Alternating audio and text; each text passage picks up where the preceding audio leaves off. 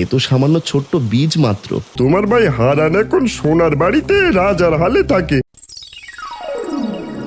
কত সুন্দর সোনার বাড়ি! হাই সৃষ্টিকর্তা, এ কি অলৌকিক কাণ্ড! কি থেকে কি হচ্ছে কিছুই বুঝতে পারছি না।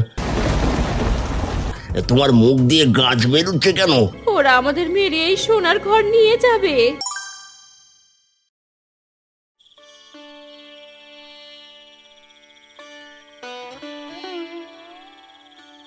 আরে বুড়ো বাবা, এই ভর বিকেলে একা একাই নির্জন বটতলায় ঝিমোচ্ছেন কেন? শরীর ঠিক আছে তো? আর বলো না বাপ, বয়স হয়েছে তো, এই শরীরটা ঠিকঠাক চলেও না। মাথাটা হঠাৎ কেমন ঘুরে গেল, নিজের বাড়ির পথটাই গুলিয়ে ফেলেছি। বলেন কি? রোদের তেজ অনেক, আপনি বরং আমার সাথে বাজারে চলুন, একটু জল খেয়ে জিরিয়ে নেবেন। না রে বাপ, তুই বরং তোর কাজে যা, আমি একটু জিরিয়ে নিয়ে ঠিক পথ খুঁজে নেব। তা তুই কোথায় যাচ্ছিস? আমার ছোট্ট মেয়ে তিন্নি অনেকদিন ধরে ইলিশ মাছ খেতে চেয়েছে, তাই আজ বাজারে যাচ্ছি একটা বড় ইলিশ কিনতে। ছোট মেয়ের আবদার বলে কথা, তুই যা বাপ, দেরি করিস না, মেঘ বাড়ছে আকাশে।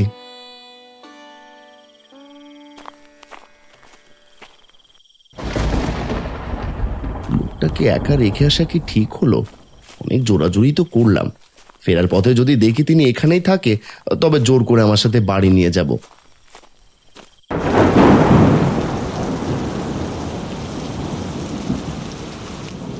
এত দেরি হলো যে বড়, আর একটু হলে তো ভিজেই যেতে। আসতে একটু দেরি হলো, এই নাও ইলিশ মাছ। তিন্নির জন্য ভালো করে ভেজে রান্না করো তো। মাছ তো আনলে, কিন্তু তোমার মুখটা এমন শুকনা কেন? কিছু হয়েছে তোমার?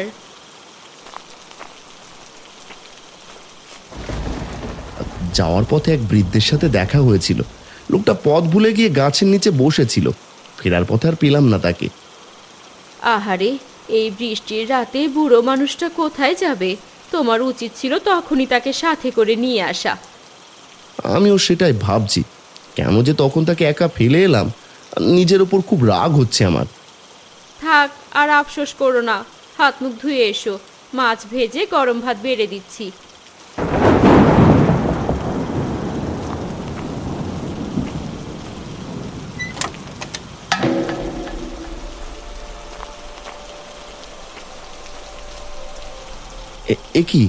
এ কি দেখছি বুড়ো বাবা, আপনি? আমি তো আপনাকে কত খুঁজেছি। তুই আমায় খুঁজছিস আর মন থেকে ডেকেছিস বলেই তো তোর বাড়ির ঠিকানা পেয়ে গেলাম রে। মালতী, তাড়াতাড়ি এনার জন্য খাবার বাড়ো, আজ রাতটা আমাদের এই গরিবের কুড়েতে আপনাকে কাটাতে হবে। আমাদের এই ভাঙা কুটিরে থাকতে পারবেন তো দাদু?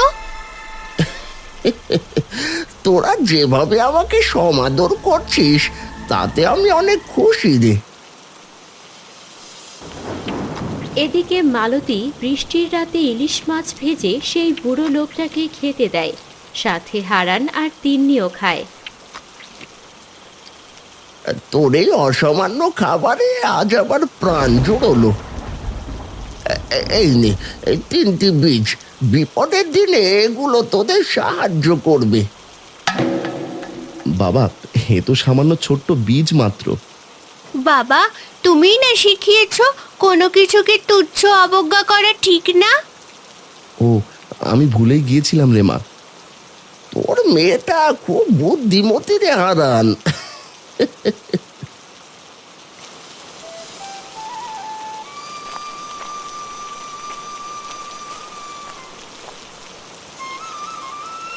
কিরে হারান, এই বৃষ্টির মধ্যে এখানে একা দাঁড়িয়ে আছিস যে?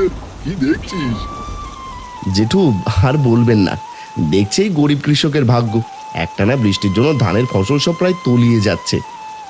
কি আর করবি রে হারান, প্রকৃতির ওপর যে কারোর হাত নেই রে। এভাবে না ভিজে বাড়ি চলে যা, আমি যাবো একটু বাজারের দিকে।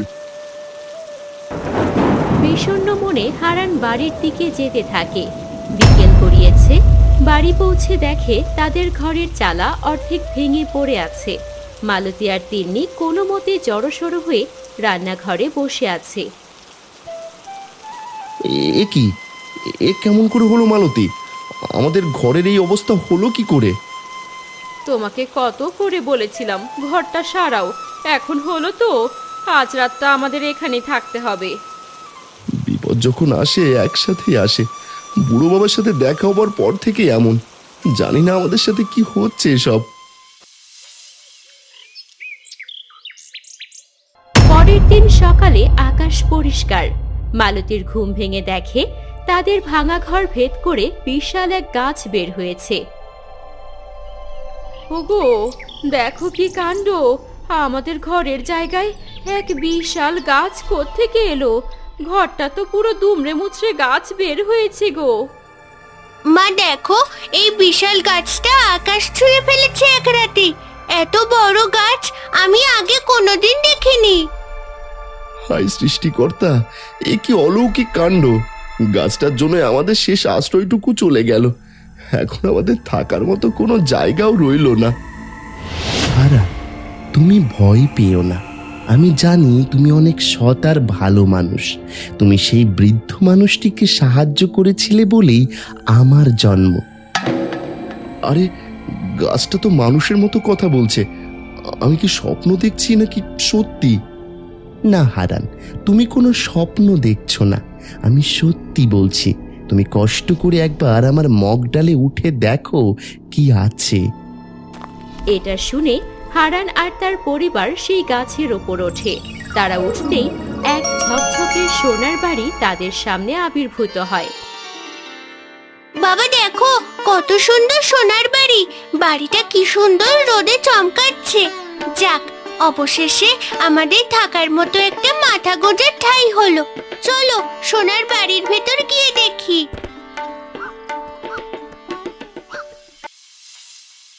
এই শুনেছিস তোরা, হারানের কপাল নাকি রাতারাতি খুলে গেছে। সে এখন গাছ বাড়িতে থাকে, যার দেওয়ালগুলো নাকি খাঁটি সোনা দিয়ে মোড়ানো। নিজের চোখে না দেখলে বিশ্বাস করতাম না ভাই। আকাশ ছোঁয়া সেই গাছ। আগে যে লোকটা একবেলা খেতে পেত না, আজ তার কত দেমাগ। এই অত দিমাগ ভালো নয় বাপ। ওসব নিশ্চয়ই কোনো জাদুটো না। তা না হলে এক রাতে গাছ কি আর অত বড় হয়? আমার নিজের ভাই হয়েও আমাকে একটা খবর দিল না। আমি থাকতেও সে সোনা দানা নিয়ে একাই ভোগ করছে, ভাবা যায়। কিন্তু একটা জিনিস কি তোরা খেয়াল করেছিস? হারানের গাছটা বড় হওয়ার পর থেকে আমাদের চাষের জমির মাটি কেমন শুকিয়ে কাঠ হয়ে যাচ্ছে, আর বৃষ্টি হচ্ছে না। ঠিক বলেছ, পুকুরের জলও কমতে শুরু করেছে আজ সকাল থেকে। নিশ্চয়ই রাক্ষসে গাছটা গ্রামের সব জল শুষে নিচ্ছে। হারানের উন্নতি মানেই গ্রামের সর্বনাশ। এটা এখন দিনের আলোর মতো পরিষ্কার। আমাদের কিছু একটা ব্যবস্থা নিতেই হবে, নইলে সবাই না খেয়ে মরবো। কাল সকালে সবাই মিলে হারানের বাড়ি যাব, দেখি তার জাদু টোনার কত বল।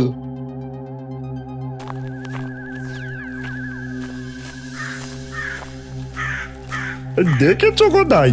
তোমার ভাই হারান এখন সোনার বাড়িতে রাজার হালে থাকে, আর আমরা এখানে রোদে পুড়ে মরি। এটা কি সহ্য করা যায়? আমার তো সহ্য হচ্ছে না হারুদা। নিজের ভাই হয়েও আমাকে একটু সোনার ভাগ দিল না। ওর এত বড় সাহস হয় কি করে? আরে গদা, এমনি এমনি চাইলেও দেবে না। আমাদের একটা চাল চালতে হবে। পুরো গ্রামে রটিয়ে দাও যে ওই গাছের জন্য এই গ্রামের মাটি শুকিয়ে মরুভূমি হচ্ছে। ঠিক বলেছ, গ্রামের মানুষ যখন জানবে ওদের ক্ষেতের ক্ষতি হচ্ছে, তখন সবাই মিলে হারানের ওপর চড়া হবে। তখন কেউ ওকে বাঁচাতে পারবে না। শুধু চড়াও হওয়া নয়, ভিড়ের সুযোগে আমরা লোক লাগিয়ে এই জাদু গাছটা কেটে ফেলবো। গাছ পড়লে এই সব সোনা আমাদের হাতের মুঠোয় চলে আসবে। কি বুদ্ধি গো হারুদা তোমার! ওই হারান, বেরিয়ে আয় বলছি। তোদের জ্বালায় কি এ গ্রামেও থাকতে পারবো না? তোর ওই রাক্ষসী গাছের জন্য আমার বাগানের সব চারা গাছ আজ শুকিয়ে মরে ভূত হয়ে গেছে।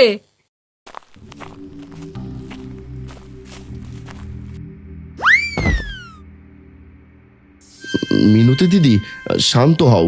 এই গাছ তো কারো ক্ষতি করছে না, শুধু ছায়ার আশ্রয় দিচ্ছে আমাদের।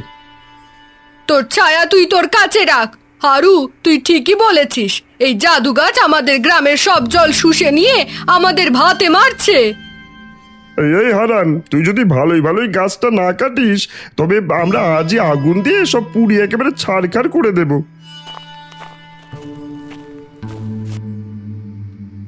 ভাই বলে ছেড়ে দিচ্ছি হারান, সোজা আঙুলে ঘি না উঠলে আঙুল বাঁকা করতে আমরা জানি। হয় সোনা দাও নয়তো গাছ কাটো। বাবা আসলে কিচ্ছু হয়নি, ওদের মনে সোনার লোভ জন্মেছে। ওরে লোভী আর হিংসুটে মানুষের দল, অকারণে আমার বন্ধু হারানকে উত্ত্যক্ত করতে এসেছিস। ওরে বাবারে, গাছটা দেখি জ্যান্ত মানুষের মতো ডাল নাড়িয়ে কথা বলছে। ওরে গদাই, আমাকে বাঁচা রে, ওটা আমার পা জড়িয়ে ধরছে। পালাও সবাই, এ গাছ তো সাধারণ গাছ নয়, এ তো শয়তানের রাস্তা না। যান বাঁচাতে চাইলে যে যেদিকে পারো দৌড়ো।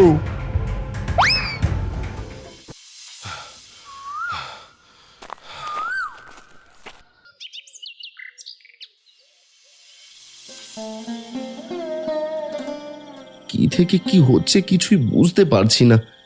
আচ্ছা তিন্নিমা, তোর কাছে যে বুড়ো বাবার দেওয়া 3টে বীজ রেখেছিলাম, ওগুলো কোথায়? আমি তো মার কাছে দিয়েছিলাম। ও মা, বলো না কোথায় রেখেছো? আমি আরো ভয়ে ভয়ে তোমায় বলতে চাইনি। যখন ঘরের চালা ভেঙে পড়লো, হাত থেকে বীজের পুটলিটা মাটিতে পড়ে যায়। পরে পুটলিতে দেখি একটা বীজ নেই। এখন বুঝতে পারছি মালতী, ওই একটা বীজ থেকেই এই বিশাল গাছ বের হয়েছে যেখানে আমরা আজ আশ্রিত আছি। এমন সময় বাইরে থেকে একটা আলোর মতো কি যেন দেখে তিন্নি। কৌতূহল বশত সে বাইরে গিয়ে দেখে তুমি এই অন্ধকার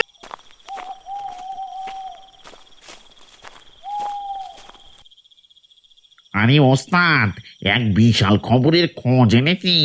হারান নামের এক চাষের উঠোনে নাকি এই গাছের ওপর এক সোনার বাড়ি গজিয়েছে। কি বললি? সোনার বাড়ি?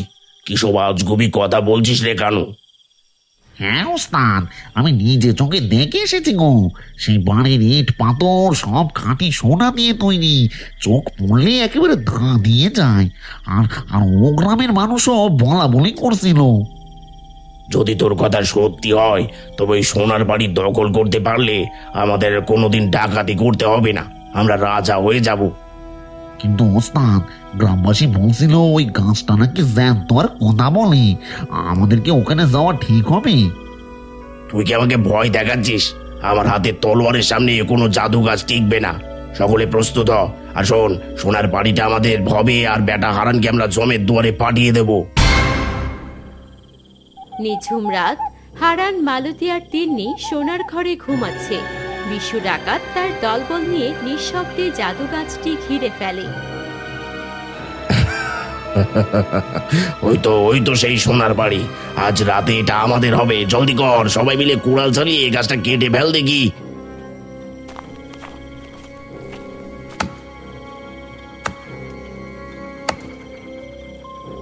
উঠো মালতী, সর্বনাশ হয়েছে।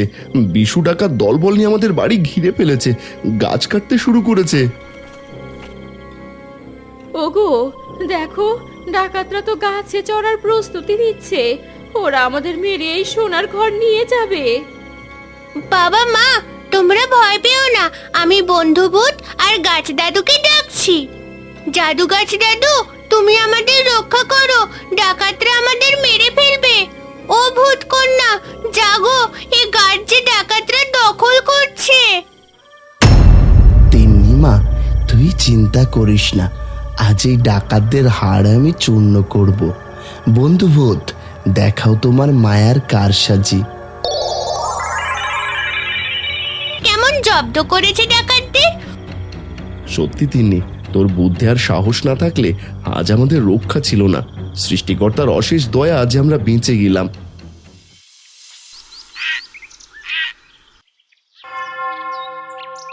হারুদা, অনেক শুয়েছে, আর না। শুনলাম ডাকাত এসেছিল কাল রাতে, তারা নাকি পালিয়েছে। এখন পুরো গাছটা আমাদের ফাঁকা মাঠ। জলদি চলো, কয়েকটা সোনা খসিয়ে নিয়ে চম্পট দিই। ঠিক বলেছো গদাই, আজ কেউ আমাদের আটকাতে পারবে না। ওই হারানটা তো ভীতু, ও আমাদের দিকে ভয়ে কাঁপবে। ওরে গদাই, ওরে হারু ভাই, তোরা এই লোভ করিস না। ডাকাতদের অবস্থা দেখেও কি তোদের শিক্ষা হলো না?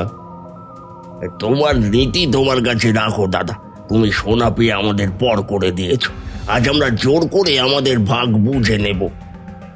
তোর উপরে আসিস না গদাই, এই গাছ অপবিত্র হাতে স্পর্শ সহ্য করতে পারে না। বিপদে পড়ার আগে ফিরে যা বলছি। বাবা, ওদের সাথে কথা বলে লাভ নেই, ওরা লোভে অন্ধ হয়ে গেছে। দাদু যে বীজটা দিয়েছিল ওটা দিয়ে ওদের শিক্ষা করব। ওইটুকুনি মেয়ে আবার আমাদের ভয় দেখায়। তিন্নি লক্ষ্য করে একটি জাদুর বীজ হারুর খোলা মুখের ভেতর ছুঁড়ে মারে। মুহূর্তের মধ্যেই হারুর মুখ দিয়ে গাছ জন্মাতে শুরু করে। এ কি হারুদা, তোমার মুখ দিয়ে গাছ বেরোচ্ছে কেন? তুমি কথা বলছো না কেন? ওরে বাবা রে, এ তো ভয়ানক কাণ্ড রে। কে কোথায় আছো দেখে যাও, হারান দাদার কুকীর্তি।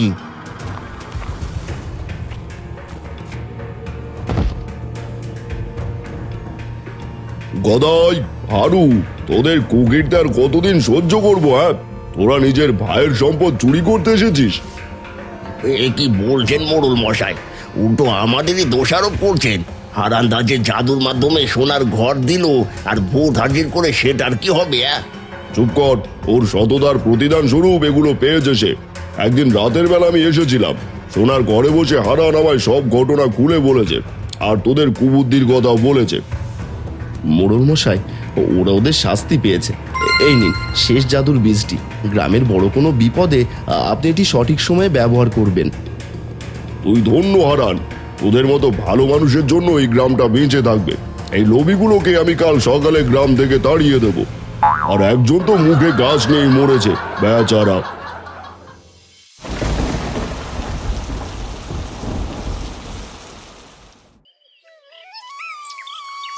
এরপর বেশ কিছুদিন কেটে যায়। টানা বৃষ্টিতে পুরো গ্রাম প্লাবিত হয়েছে। গ্রামের মানুষ তাদের ঘরবাড়ি হারিয়ে মোড়লের বাড়ির সামনে ভিড় করেছে। মোড়ল মশাই, আমাদের সব শেষ হয়ে গেছে। জলে তোড়ে ঘর বাড়ি সব ভেসে গেছে। এখন আমরা কোথায় গিয়ে দাঁড়াবো? আমার নিজের বাড়িও তো প্রায় ডুবে যাচ্ছে রে। বিধাতা আমাদের ওপর কেন এমন রুষ্ট হলেন বুঝতে পারছি না। এই হারান তো আকাশ ছোঁয়া গাছ বাড়িতে দিব্যি ভালোই আছে। আমাদের কথা ভাবার কি আর কেউ নেই এই গ্রামে? আরে হারান আমাকে একটা জাদুর বীজ দিয়েছিল না, বলেছিল গ্রামের বড় বিপদে এটা কাজে লাগাতে। তবে আর দেরি করবেন না মোড়ল মশাই, এই বীজটা এখনই জলে ছুঁড়ে দিন। হয়তো ওটাই আমাদের শেষ ভরসা। মোড়ল বীজটি জলে ছুঁড়তেই এক বিশাল জাদু গাছ আর সোনার বাড়ি তৈরি হয়। মোড়লের কথা মতো সকলেই সেই বাড়িতে আশ্রয় নিতে শুরু করে। ওগো দেখো, মোড়ল মশাইয়ের দেওয়া বীজ থেকে আমাদের মতো আরো একটি সোনার বাড়ি তৈরি হয়েছে। গ্রামবাসী সবাই বেঁচে গেল। ঠিক বলেছ মালতী, আজ বড্ড মনে পড়ছে সেই বৃদ্ধ বাবার কথা। আসলে বানের জল, খরা, বৃষ্টি সবই দরকার এই প্রকৃতির জন্য, আর মানুষের ভালোবাসা তো আছেই। বাবা, অনেক ভালো একটা কথা বলেছো। আর একটা কথা, বিপদের সময় মানুষকে বিপদে না ফেলে তাকে সাহায্য করাটাই যে উত্তম কাজ, এটা আমরা মাঝে মাঝে ভুলে যাই। চলো এবার আমাদের সেই সোনার বাড়িতে। কি রে হারান, আমায় চিনতে পারছিস নাকি? নাকি সম্পদ পেয়ে এই বুড়ো মানুষটাকে মন থেকে মুছে ফেলেছিস? এ কি বলছেন বাবা? আপনার দয়া শুধু আমরা নয়, পুরো গ্রাম নতুন করে জীবন ফিরে পেয়েছে। আমি সব জানি রে বাপ, তুই সম্পদ পেয়ে মোটেও অহংকারী হোসনি, বরং মানুষের চোখের জল মুছিয়ে দিয়েছিস। বাবা, আমাদের এই জাদু গাছ আর সোনার বাড়ি কি সারা জীবন এভাবেই থাকবে? আমাদের খুব ভয় হয় যদি সব হারিয়ে যায়। যতদিন তোরা একে অপরকে আর গ্রামের মানুষের সেবা করবি, ততদিন এই সোনার বাড়ি একটু ম্লান হবে না।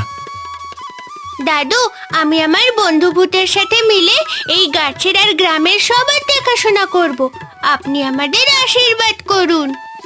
তোরা সুখে থাক। তোদের মতো ভালো মানুষের ভিড় বাড়লে এই পৃথিবীটা সত্যি সোনার মতো উজ্জ্বল হয়ে উঠবে।